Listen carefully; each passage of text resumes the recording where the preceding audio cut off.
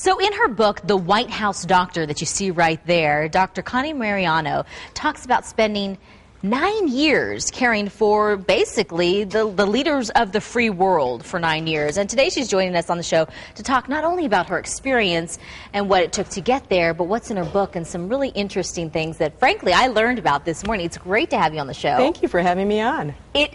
At first glance and at first, hearing it at first, it sounds like a very, I don't know, just like a very prestigious, very, wow, she was in the White House. She was the president's doctor. Is it that way? Is it really that? It sounds very prestigious yes. and glamorous. It's not. It's very humbling. You know, when the secretary to the president calls you and says, "Doctor, the president will see you now," it sort of puts you in your place. Rather than the other way around. Exactly. It really is humbling because you follow them everywhere, and the president, usually all presidents have tremendous energy. So you're following them around the world, carrying your medical bag, carrying your medical equipment, taking care of them, making sure nothing bad happens, and you also take care of their whole entourage. So late night hours, always gone. So it really wears on you after a while. You bring up a great point, always gone. So did you have a family during those 9 years? And let's talk specifics about the presidents. We're talking about President Bush Sr., Clinton, and a little bit of the last president, George Bush. W. I spent most of my time really with Clinton, the entire presidency with Clinton. But at that time, my kids, when I joined the White House in 1992, my kids were 3 and 5. Wow. And when I left, they were 12 and 14. So I missed chicken pox. I missed when my oldest one sledded into a tree. I missed all those major events. And that's really one of the challenges. I was active duty at the time of being a military mom. You're deployed, you're gone, even though I was deployed to a nicer place at the White House. But your husband stays home as Mr. Mom, carries on, raises the kids, and it's a tough time. I would imagine. So was there anything that you could learn or offer to working moms, whether they're working in the home or, somebody like me, to create that balance between family and work? It's very hard. You have to have a lot of support, obviously a very supportive spouse who's willing to be Mr. Mom and help you with that and be a partner with you.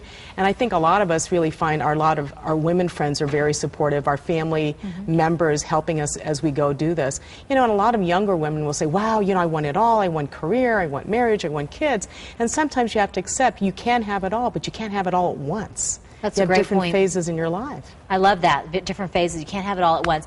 Let's get back to the kind of the specifics of being that close to the president. So, I remember specifically, Kennedy and Reagan, not Kennedy personally, but, when Reagan was shot and when Kennedy was shot, was there a doctor in that inner circle? Yes. And was that the same kind of role that you were in, or are you further? How does that work? Are you just right there, so you're first? You're the first responder. When Kennedy was shot, his doctor, Dr. Berkeley, was in the back of the motorcade in a bus.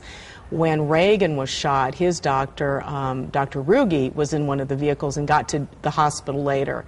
And hopefully, we never want that episode happening again. And as a result of those assassination attempts and assassinations, the medical unit at the White House and the doctors changed what we did. And we're close enough to see the president and be in his inner circle, but we're far enough away to be out of what we call the kill zone, which is the perimeter around the president where Secret Service surrounds him. People like to be up close to the president. They're in the limelight, Sure. but you're also in the sights of an assassin if somebody's trying to get him.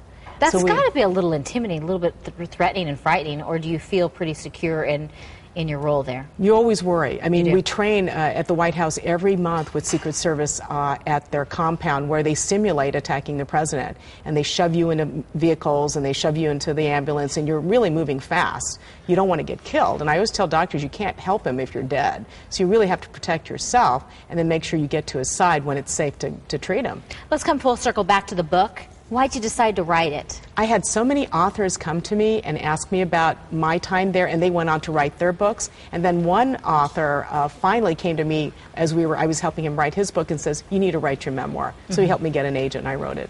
I am fascinated by your story. I cannot wait to read it. And I will just coincidentally have about 3 months that I can read it. So yeah, good.